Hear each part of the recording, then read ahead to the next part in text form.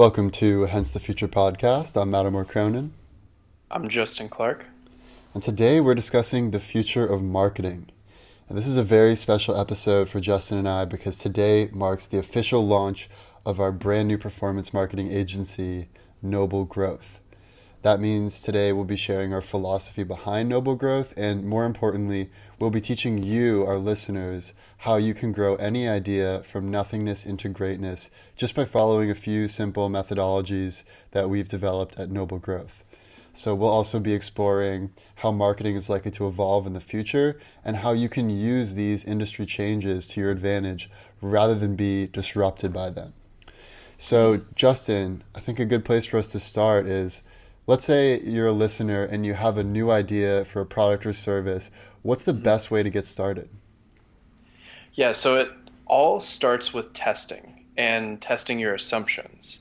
So figure out what your assumptions are. Who is the target for this product or this idea, and write it down and test it out through like Facebook advertising or some other platform. Facebook advertising is really nice for testing like this, but yeah, just figure out what all your assumptions are. What do you think is true about this product, this idea, and then you need to test it systematically. That's kind of the starting point. Definitely. And the great thing about doing what you're saying and writing down your assumptions and testing them systematically is you can actually figure out whether a product will sell before you spend all the time, money, and energy actually building it. And that's probably the biggest mistake I see a lot of founders make is they get so focused on what they're going to do at scale that they try to build the whole, product pipeline and spend all this money on developers and UI designers, and they don't even know if people want the product yet.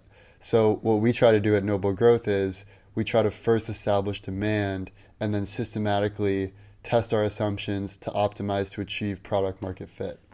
hmm And So one thing to maybe touch on a little bit further with that is even if your initial assumptions are wrong, and let's say you have some idea and your assumption about who is the target is wrong, maybe if you tweak the target a little bit, then that idea doesn't need to change, but you need to figure out and change who you're targeting.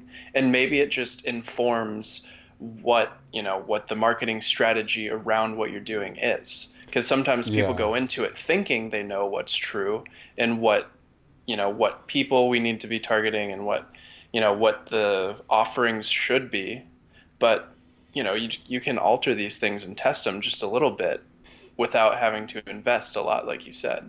yeah, that's really important. You want to have a learning mindset, and you don't Mhm. want to have any sort of arrogance about thinking you know who the product is for, why someone would buy it, what the Mhm. right way is for them to go through the path to purchase.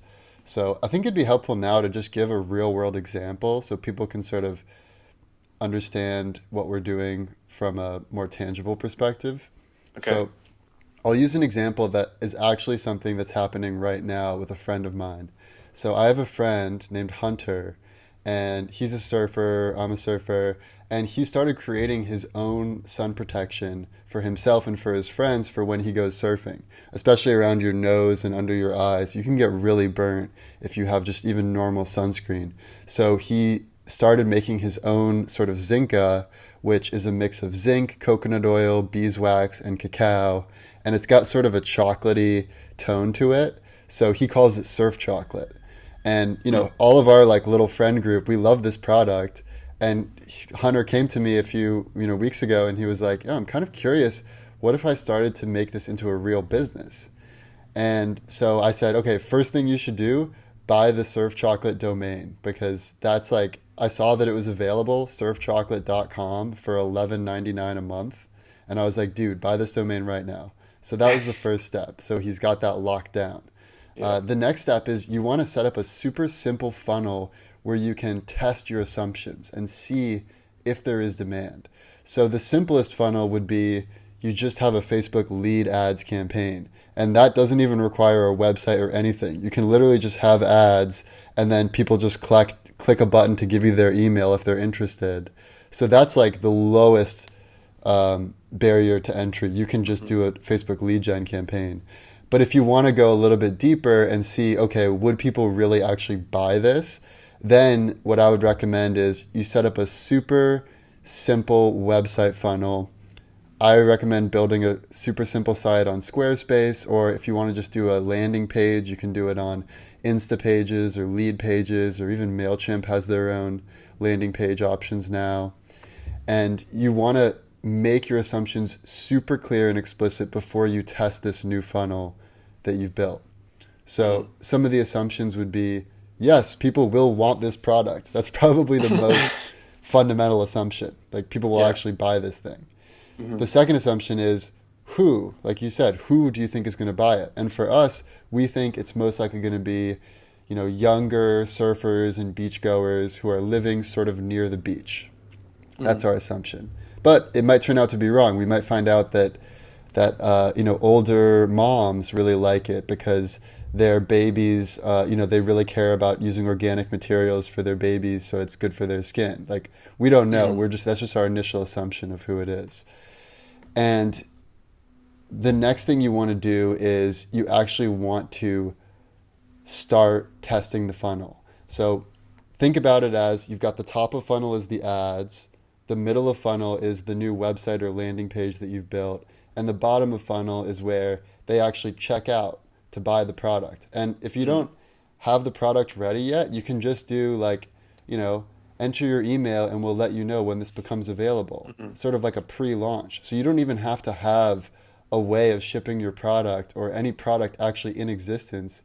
You can just have people sign up as on a pre-launch kind of a page. Or if you want to go one level deeper, you can do a pre-order where you don't actually charge their card, but you collect their credit card information. And then once the product is made and shipped, that's when you charge it. So the most important thing with something like this is the top of funnel, because we really want to know, is there going to be demand for this product? So your creative is going to be super important. So think about, what would you want in this type of creative? Let's start with the visual. So with visuals, it's super important that you make your product the star. Like, think of any commercial you love. Think of an Apple commercial. They don't use a lot of language or text on screen or things like that. They make the product the star, whether it's the MacBook, the iPhone. They just have beautiful shots of their products. Or another ad I love is Corona, where you'll have these ads where there's no talking, there's no text. It's just two people lounging in chairs at the beach, and they clink their Coronas and they sip it, and you just have that feeling of utter relaxation. So keeping this in mind, where you want to make your product the star, we could come up with ideas where, for instance, an easy thing for us would be, Hunter and I both surf. We could just have some photos and videos of high res, up close, of us both putting on the surf chocolate, and just while wearing it, throwing the frisbee around, or maybe we even use a drone to capture us in the water surfing while we're wearing the product. And probably it's also good, not just that it's just a few dudes, that we get some of our friends who are females to also show it, so we can have a variety of different people using the product. And another, good way is, we also probably want to showcase the ingredients. So maybe we have a really nice close-up photo of the product, and then next to it we put some of the ingredients. We've got some cacao beans, some beeswax, some cacao, some coconut oil. So you really get the sense that this is organic, it's natural. It's not only good for you and your face, it's also good for the ocean, because you're not polluting the ocean. So once you have your creative ready, then you need the copy, the text that goes along with the creative, with the visual. So we always use the 6 principles of persuasion when we start with our copy lines. And those are reciprocity, consistency, social proof, liking, authority, and scarcity. So I'll just give you one example of each one, and I think you'll instantly realize why these work. They're just tried and true psychological tactics that work no matter where you are in the globe. As long as you're dealing with Homo sapiens, these will be effective. So for reciprocity, that's if you do this for me, I'll do this for you. So one example could be, ocean-friendly sun protection made from all natural ingredients. We're so confident you'll love it. We're giving away first orders for free. Pay only shipping.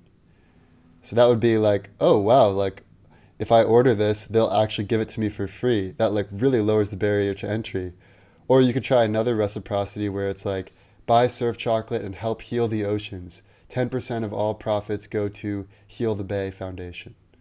And that's like reciprocity. It's not something I'm giving to you, but it's something I'm giving back to the environment on behalf of your support of surf chocolate.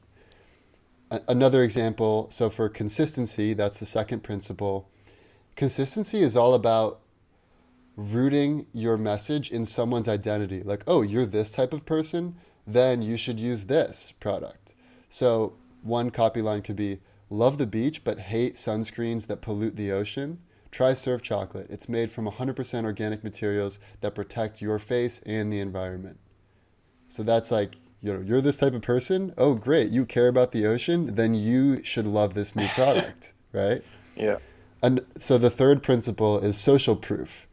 So for social proof, you want to give a sense that there's a real groundswell of people who love this product. And are you going to be one of the cool early adopters, or are you going to be one of the laggards that's totally behind the times? Obviously, you want to be one of the cool early adopters.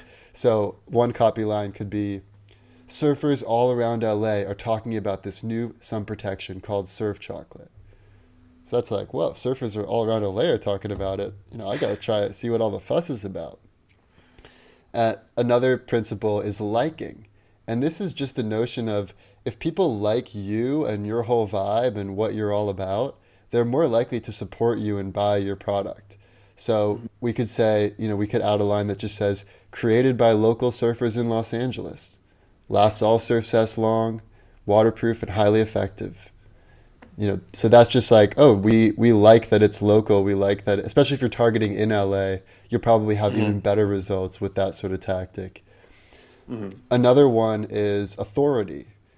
That's the fifth principle of persuasion. And this is where you take someone who has endorsed your product that has some authoritative clout, and you use that to give clout to your product.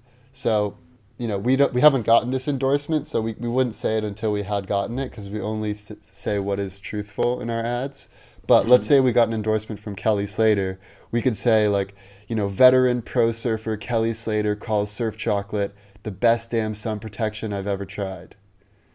Like, that would obviously be phenomenal, right? Yeah. And even if we can't get Kelly Slater, maybe we can get, I know a couple pro surfers that work at the local ZJ's boarding house. And I'm sure if we just gave some of them for free and asked them to tell us what they think, we could probably get like a pro longboarder's endorsement. And then, we could show a picture of him on his longboard with the Surf Chocolate, have his endorsement. That would be fantastic. And then the final principle of persuasion is scarcity. And this is the sense that, there's not too many of these left. You better act now. So this is giving people a sense of urgency to buy this product. So here's one copy line that we could use as an example. We're giving out free samples of Surf Chocolate to the first 100 people who order. Don't miss out. So, we may even decide to extend it beyond the first 100 orders, but by framing it in that way, people are more inclined to act, and not to act, weeks from now, but to act right now. So once we have these various visuals that we've created, which, by the way, it can just be your iPhone. Maybe you rent a drone and you just have your friends. Like, it's not like you need to have so much fancy equipment. And you have your copy lines. We always start with one copy line for each of the principles of persuasion. Then you test all of the different variations. You can mix and match and combine them. And you run some ads. Each week you run some ads, and you figure out which of these work. And once you find some combinations that have some momentum, that seem to be working pretty well, then you can say, okay, we've done a pretty good job at the top of our funnel. Let's start to look at the rest of our funnel. So of the people who actually click the ad and go to the website, how many of them actually end up on the checkout page? And how many of people who end out on the checkout page actually buy the product? So you might be able to try, or you definitely are able to try, new experiments that could improve both of those conversion rates in the middle and bottom of the funnel. So for instance, you could add, it's the same real principles. You could add some authoritative quotes. You could add like a timer for when they can get their free sample, like must order in the next 3 minutes. You can add a little social proof saying like, Jordan in Santa Monica just bought this product 2 minutes ago. Like there are so many ways. You could try different colors of buttons, which you wouldn't think would make a difference, but they actually do make a difference. You can try so many variations, but the key is, for a few $100 or a few $1,000, you can determine whether this product will meet the needs of the market and whether you can build a profitable business on it without ever actually building out the product, creating the pipeline of shipping and delivery. You can do it all just with Facebook ads, some good creative, some good copy, and a simple website or landing page. Yeah, I mean, those are all really important things to consider. And the thing that I want to drill in a little bit more on is the top of funnel. And you Mm-hmm. said testing, analyzing the results, and then kind of making new Optimizing, tests. yeah. Yeah. So this test, analyze, optimize step of the top of the funnel is something that you can do at a really early stage. And there's like a few different levels. Like you can get as hardcore with this as you want. So you could start with just using Facebook's built-in optimizers, because Facebook is actually really nice. You can have Facebook optimize the audience for you. It can optimize a lot of different things for you, whether you're doing Instagram ads or whatever else.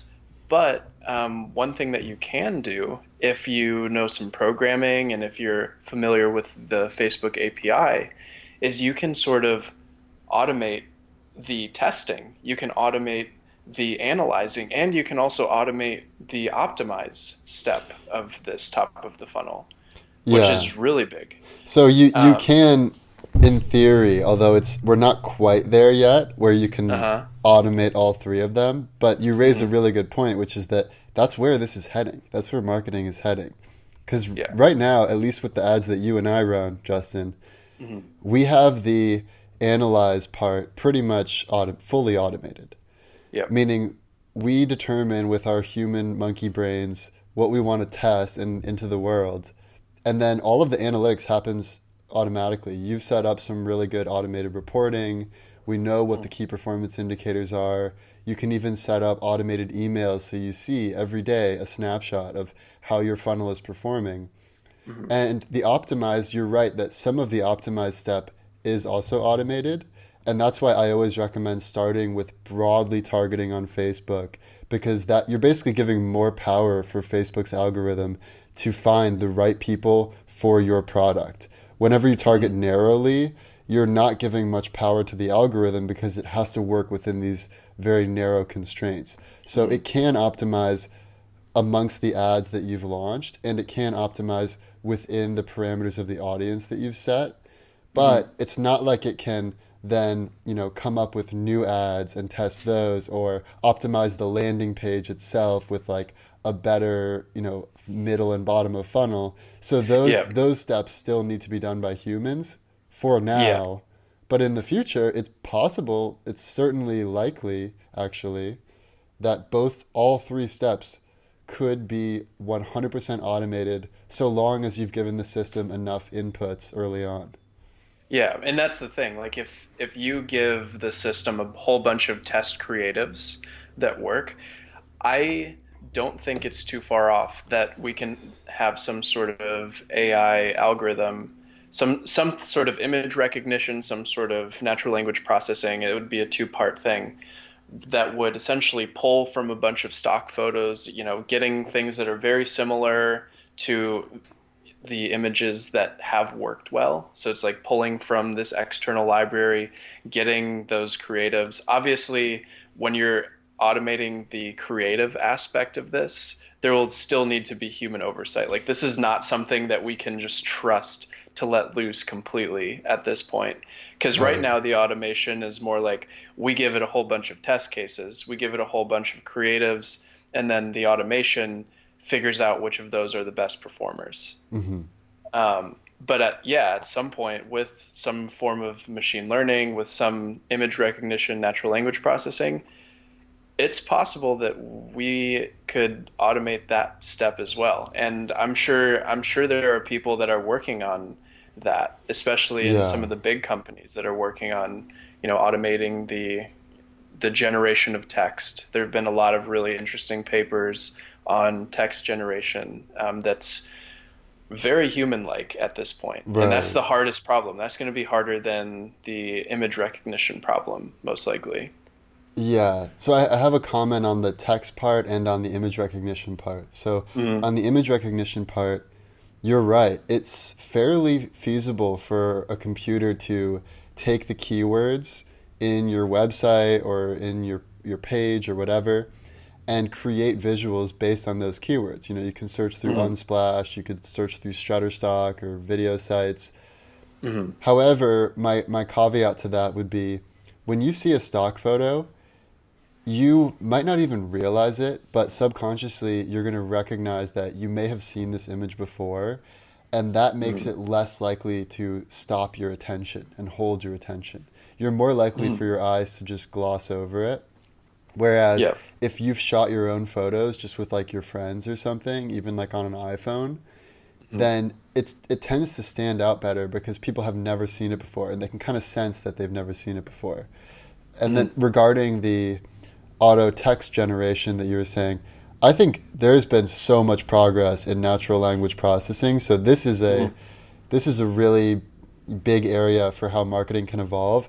However, what I would say is it has to be factually correct. Like I'm Yeah. sure a system could come up with really fantastically performing copy lines, but they might all be lies. Like it might just be like, like they might come up with the best possible quote from the best possible surfer in the case of surf Mm-hmm. chocolate. And yeah, the ads will perform great, but then Kelly Slater will be like, "What the hell? I never said this. I've never heard of surf chocolate." So Yeah. I think like what would probably happen in the midterm is the system generates the types of copy lines that will do well, and you can either Mm-hmm. select the ones that are factually correct, or you can just Yeah. use them as inspo to sort of write your own. And Yeah. that's kind of like we created an ad copy generator on our website, noblegrowth.co, that it's still in the very early stages. It only gives you like 3 copy lines now, but that's the Mm-hmm. basic idea is that you fill out some info and then it auto generates high performing copy based on just some Mm-hmm. formulas that we know work really well. Yeah. Yeah, and that's definitely something to consider. Like, kind of like we said, this is not something where you just let it roam free completely. And Right. what I've sort of, something that we've talked about and something that I've started to think more and more is that creatives are really the driver of a lot of this. Yeah. That is the human aspect of marketing. How do you actually word things? How do you actually design things? Hmm. And just the creative aspect of this, because you can automate the analyze and optimize step as long as you have a lot of good creatives, Hmm. and that can lead to better results down the funnel, especially if the human effort is focused on making the best creatives possible. Totally. And that's sort of why the marketing industry is shifting as far as what the jobs are. So it Hmm. used to be the case, and this still is true to an extent, that one of the most widespread marketing jobs is a media buyer. I can guarantee you that that job will be completely eliminated in the next 5 years. Because all a media buyer does, they're not a creative, they're not a copywriter, they don't strategize really high level. All they do is they place media buys on Facebook or Google or whatever. And that Hmm. used to be valuable because you used to have to strategically bid, like, how much am I going to bid for this ad on a per Hmm. click basis? But now you get way better results if you just let Facebook do its thing. So Hmm. there's no point in hiring a media buyer when you can just launch ads on Facebook and let Facebook's algorithm take care of who to show your ad to on its own. Hmm. So what's way more valuable now is if you actually have some creativity and you're a marketer who can come up with marketing ideas as far as what the visuals are, what the copy is, what the story is that you're trying to tell, what the feeling is that you're trying to sell. Like think of that Corona ad where you get that feeling of relaxation. And there's this famous quote by Steve Jobs where he says, we live in a noisy, messy world, and we're not going to get a chance to let people know much about us. No company is. So we have to be very clear about what we want people to know about us. Like you really only get, like the most effective campaign is when you just have one concept that you just drive home over and over and over again. Like think about how many podcast episodes or ads you've listened to where they talk about the Cash App.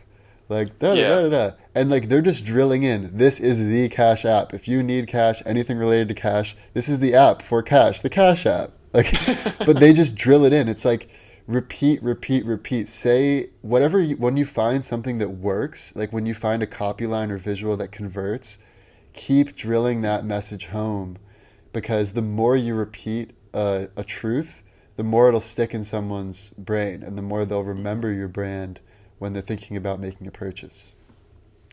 Yeah, I mean that's a really important thing to consider as well. What do you think? Like, what does the future look like in your mind? Like, you said that ad buyers or Yeah. like these people are probably, or at least that job is not going to exist. What do you think is going to change in the other aspects of the marketing industry and the future of marketing in general? Yeah, well, so part of my answer is going to depend on whether we're talking about the worst case, the best case, or the most likely case. Right. So maybe we should just get into that if we want. Yeah, I'm down. Let's do it.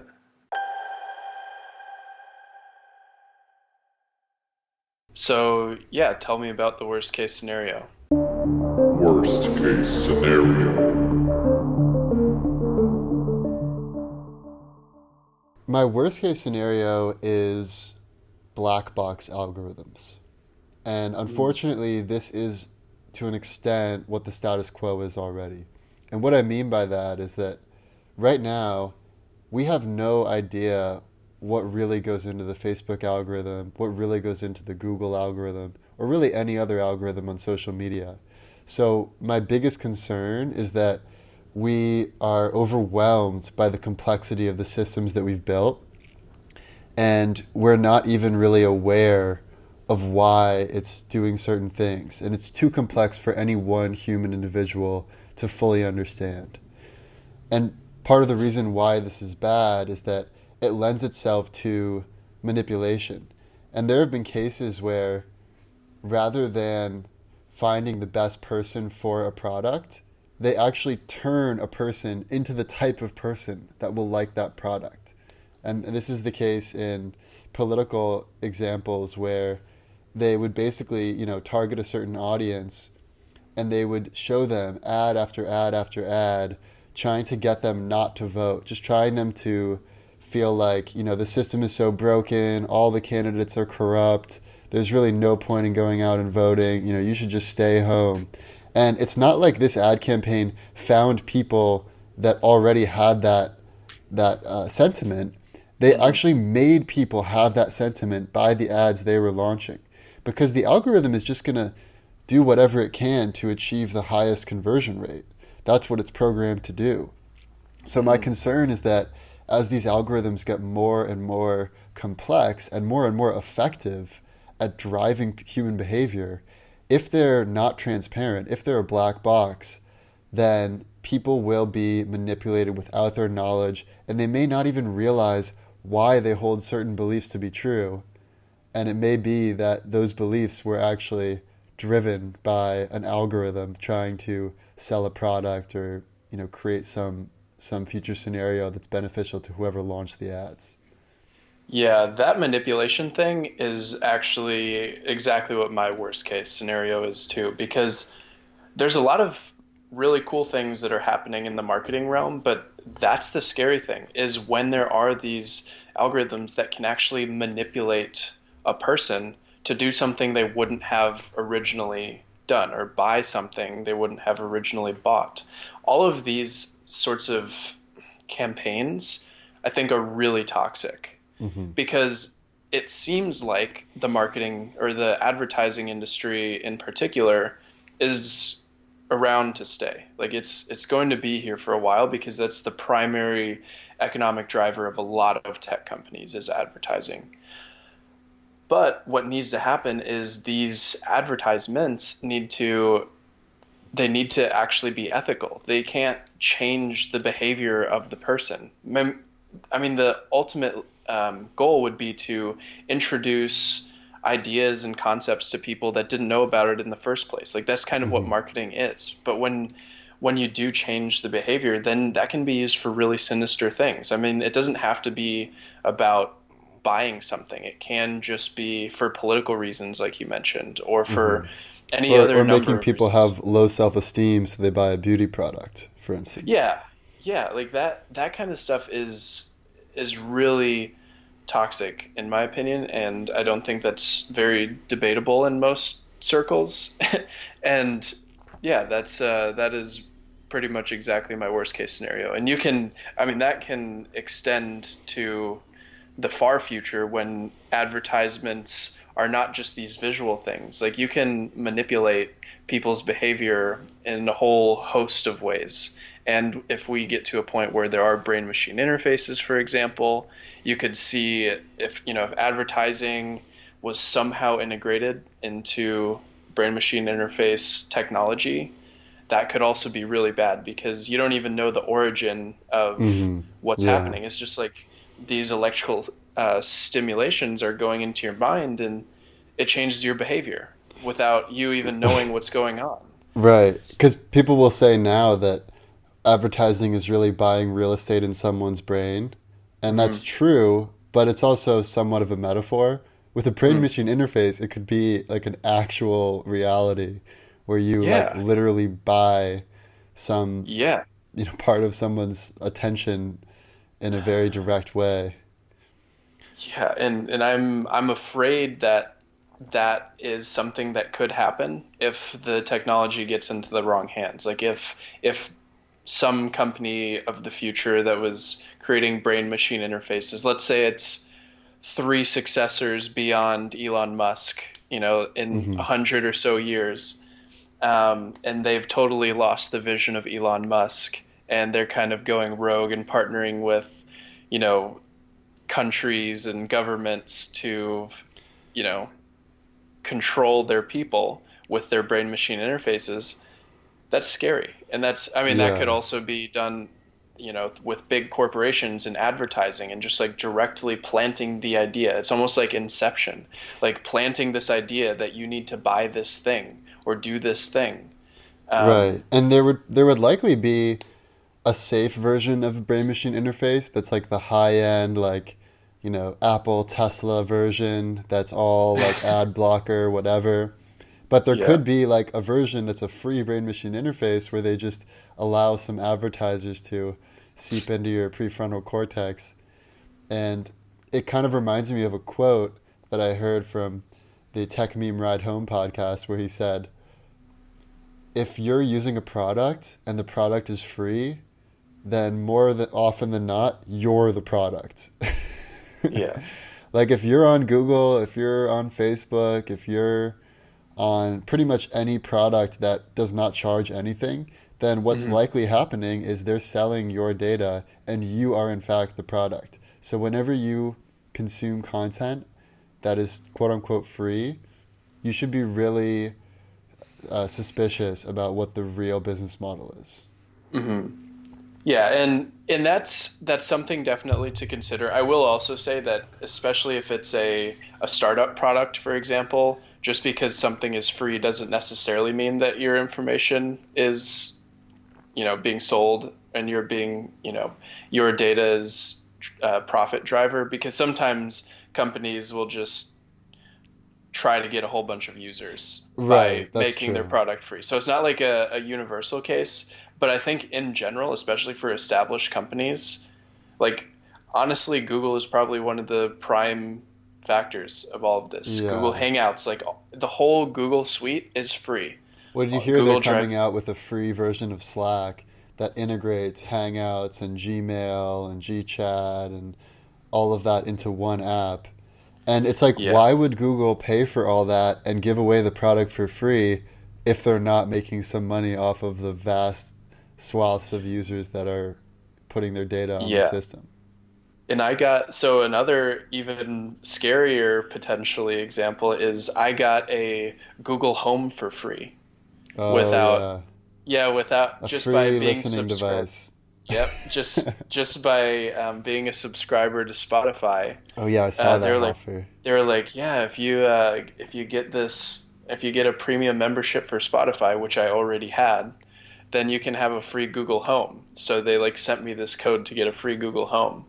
Um, that kind of stuff, yeah, like I'm totally the product, and I did it. I have the Google Home, but Yeah. I am certainly the product in that case. Right. And it doesn't mean it's necessarily evil, but you Yeah. should just be really wary and don't go into it with your eyes wide shut. Go into it with your eyes wide open. hmm Yeah, that's a good way to think about it. Yeah. So should we go to the best case scenario? Yeah, let's do it. All right, you can start. What is your best case scenario for the future of marketing? Best case scenario. So my best case is something I sort of touched on in the worst case, which was basically marketing in general is something that connects people and ideas or people and products and there's also no manipulation. It's really just this product is a perfect fit for me. Like Hmm. I love scrolling through Instagram, and maybe this is weird, but I like scrolling through Instagram these days and seeing a product that is really relevant for me. And Hmm. I mean, I can think about all the ways that that information was actually shared with Instagram. Why is it that Instagram has enough information to know that this is a relevant product for me? Like that's Hmm. a little scary to think about sometimes.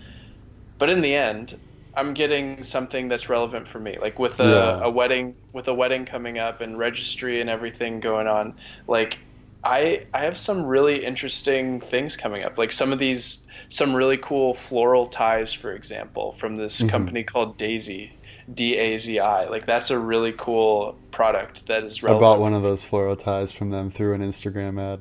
Really? Yeah. Well, I mean, it's there's just a lot of things like Floyd Detroit is another one. They have these like platform beds Oh, I that don't know that I one. find very aesthetically appealing, and some other competitors of them. So I'm like, oh, maybe I should consider this one instead of that one. And it's just Yeah. it's actually interesting to find stuff that I like because 10 years ago or maybe 15 years ago, if I was scrolling through, nothing was relevant. It was like buy life when I was maybe 15 years old, it was like buy life insurance for your children or something Hmm. stupid because there was just not enough information about me as a person and what my demands were. Right. So, And part of the reason why you're getting served up more ads that are in the platform bed realm is because uh, you probably clicked on the initial yep. one that you liked, and then hmm Facebook is able to recognize, oh, this person clicks on ads like this, and then hmm you'll get served up different products. But that's a great thing because then you get served up on a silver platter all of the current offerings that are hmm most relevant for you. And an hmm important concept is the long tail marketing, which we've kind of touched on, but not explicitly. And hmm this is the notion that if you imagine a graph that starts super high up on the y-axis and then slopes downwards exponentially with a hmm super long tail that goes out way to the right on the x-axis, that's hmm essentially any demand in any industry. And it used to be the case in the days of Don Draper and Mad Men where it only was profitable to advertise the fat head of the curve, not the long tail, because all you could do Okay. is shotgun marketing. So it only made sense if you're selling a product that's pretty much relevant for everyone So you'd have like the three big TV stations, like whatever the Hmm. biggest artists were of the time.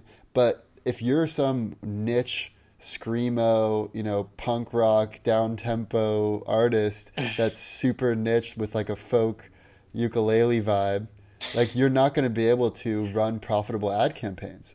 But what happened Yeah. with the explosion of the internet is that now you can target and you can actually have Facebook auto optimize it for you to find those few hundred people that really Hmm. love that punk screamo ukulele music that you're making. Yeah. And it really allows for so many founders with cool ideas to actually find their audience and fulfill their passion in life and follow their dreams. And it sort of levels the playing field in a sense Hmm. against the big players, especially when everyone has iPhones with HD cameras and you can just get a drone rather than paying, $20,000 for a crane shot that they used to have to do in the movie business.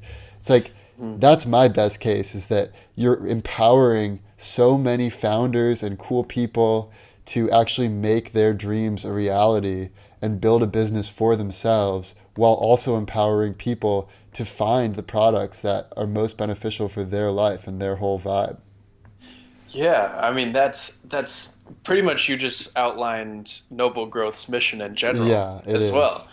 And that's I mean that's a really good way to think about it. And there was actually, as you were talking, I thought about a couple of other things, a couple of other trends that I think will really help these founders going forward. And that is, I mean, just technology like the newest iPhone with the three different camera lenses. That takes ridiculous pictures. Hmm. And if you're ever making video content, for example, you can actually, there's an app that you can have the back three camera lenses going and also the front camera lens working. So you Oh can like, yeah. you can get this like dynamic interview going forward. So let's say you wanted to appeal to authority and you wanted to have an interview with somebody talking about, surf chocolate. You Yeah. could have the interview with Kelly Slater and just like pan back and forth with like these different wide angle lenses of the back of the camera, and then maybe to your friend Hunter that's, talking and interviewing Kelly Slater, and it's like going back and forth all with a single take with Hmm. this one camera, and it's all in the same file immediately. Like you don't have to do anything. It's just all right there synced up completely. Yeah. So things like that, and the fact that drones are getting less expensive, and there's all of this content creation technology that's going to make the what we were saying earlier is the most important part of marketing, the creative generation and the content. All of the things that create content are getting easier to use, and it's making content creation easier and easier. So Hmm. a single person or a small team can make better content than massive corporations 20 years ago. Right. Totally. And, it's just stuff like that makes the future of marketing really, um, really bright in my mind. Yeah, it's really exciting. And there are even easier businesses where, if for instance, let's say you just are a cool illustrator and you want to sell like t-shirts, you can set up a whole drop shipping business where you never even have to touch the supply chain. They just get created Mm, automatically and they get shipped automatically, and all you have to mm. do is just collect the money in your bank account and watch it pile up. Yeah. Create the demand for it. Like Yeah. start at the top, but you don't have to like make a huge inventory purchase or anything. You just set up the system and then it's working. Yeah, and then you just make tweaks to the system. Like there's no Yeah. real like, long hours doing tedious things. It's all just like, and really it's all about having a systematic approach where you don't let your emotions get the best of you. You don't let yourself become arrogant. You just have a curious mindset and you optimize towards learning, and anytime something fails, you don't see it as a failure. You just see it as a new learning. It's like, I think it was Thomas Edison that says, it's not that I found, it's not that I failed 10,000 times. It's just that I found 10,000 ways that a light bulb won't work. And then finally I Yeah. found the way that a light bulb will work. Yeah. Yeah. Yeah, so I think now might be a good time to round it out with the likely case. How Yeah. different is your likely case from the worst or the best case? most likely scenario.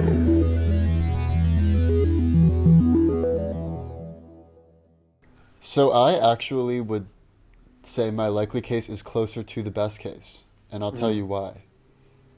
There is evidence that marketing is becoming more honest and more ethical. So Facebook, Google, 10 years ago, it used to be pretty much the Wild West. You could have any sort of crappy website that stole people's information, and as long as you had the right, headers and keywords and backlinks, you could game Google's system. That's no longer possible because Google is able to determine whether people actually find what they want based on how quickly they bounce off of the page, and also based on things like user reviews. And with Facebook, for instance, you used to be able to just launch like any ad, like you could do an ad of like a really, sexy, scantily clad woman, and it has nothing to do with your product, but tons of people would click on it, and then more people than you would think would actually end up buying the product. Or you could say like things that are totally false on Facebook. Not saying that I've ever done this, but I've seen a lot of ads that are clearly false in the past, and they would get past Facebook's system. But now it's so super clear that Facebook has made a point of only allowing ads that are relevant for the product you're selling. So a lot of times I'll get an ad denied, even if it's like somewhat related to the product, if it's not close enough. Like I'll give you an example. So an ad that I made for Sonic Cloud was about like how well you can hear when you're using Sonic Cloud. And I used this photo of this like sand fox, which has like huge ears. And it's this really cute sand fox with like big ears. And, I thought it was related enough to the product because we're talking about how well you're able to hear when you use this app. But Facebook denied it because they basically said, this is not relevant enough for your product. You need to actually show the product in use. And, all of our top ads were the product in use. So it's very clear that making your product the star and telling the truth in a fascinating way is the best way to perform well on Facebook.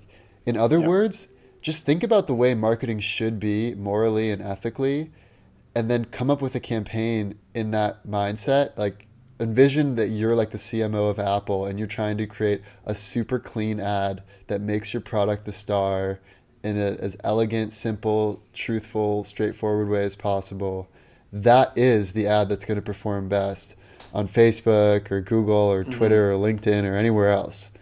So it's more ethical, it's more honest. It's very clear that there's going to be much greater ad spend in general. The pie is growing at a pretty exponential rate, so it's a really good time to be in this industry. It's clear that automation is increasing, and you should use that to your advantage. Like we said, you shouldn't spend your time, constantly making manual tweaks on Facebook. Instead, you should just let the system run itself. Once a week, you have a set budget, even if it's, you only spend $100 a week. But at the end of that week, you see what works, what doesn't, and you run new experiments. If you have that sort of mindset, then you're using automation to your advantage. You're using the Facebook algorithm to your advantage. So that's going to increase. And I would also say the final thing for my most likely is I truly believe that authenticity is going to be one of the greatest differentiators between those who succeed and those who do not. And for instance, if you are a brand that goes viral on Twitter, it's not because you have the same boring message that goes out to that is trying to appeal to everyone and trying not to offend anyone. The people who go viral, like the brands that go viral on Twitter, are the ones that take somewhat of a funny stand for a cause, and they may alienate part of their audience, but they're actually attracting the people in the network that have the same values that they do. And in the future of advertising, we gave the example of Nike supporting Colin Kaepernick with their, with their campaign. That was like, I forget what it was called, but it was like risk everything, something like that. Okay, yeah. But that's a really good example because obviously, Nike is alienating something like 40% of the population. So some people would say, oh my God, what a dumb move. I can't believe Nike did this campaign with Colin Kaepernick since he's such a controversial figure. But it actually was a brilliant move for them because they realigned their brand with the whole Black Lives Matter movement, with all the NFL players that had taken a knee, with this whole idea of just doing what is right, even if it's a really hard thing to do, and even if it impacts your career and your wallet. And Nike's sales absolutely skyrocketed after this campaign. So I would say don't try to be everything to everyone. Try instead to be as authentic as you can be.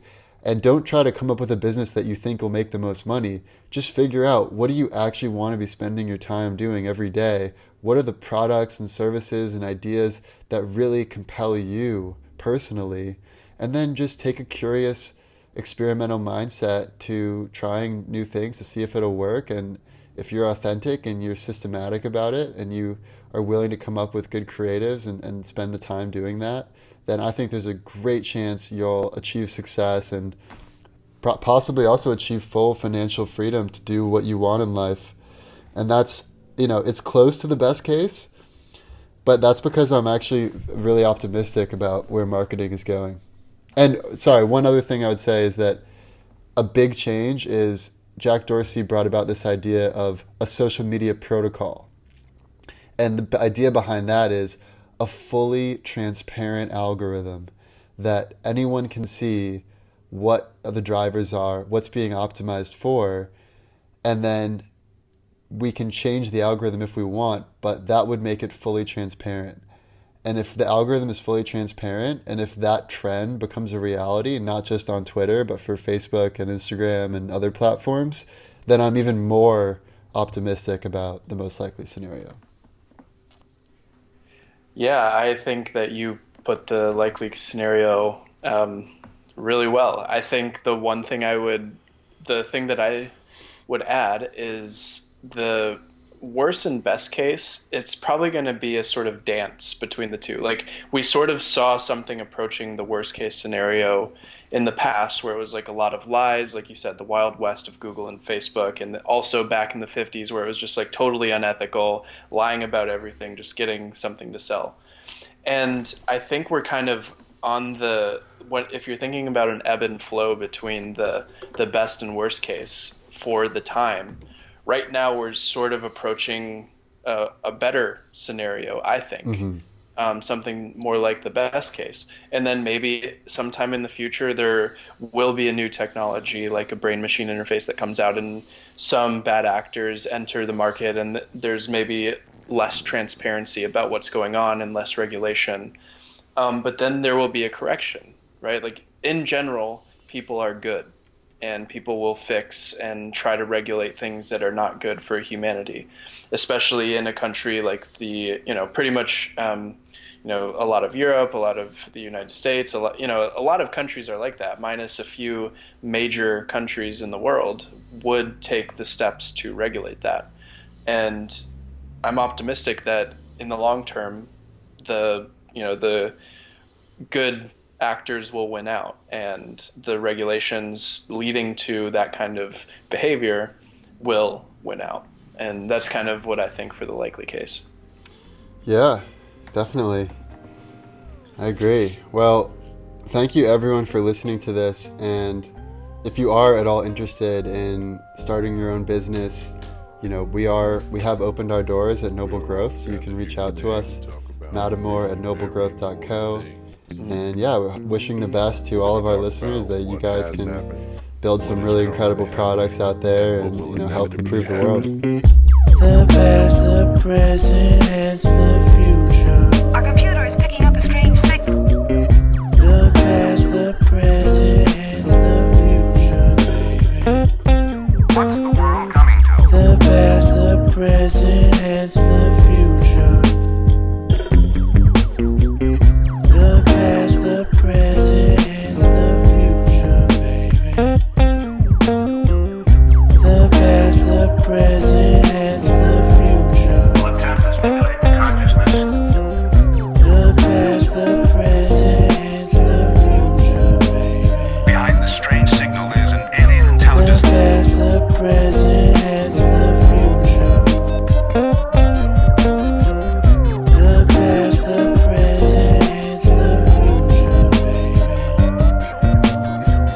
impossible.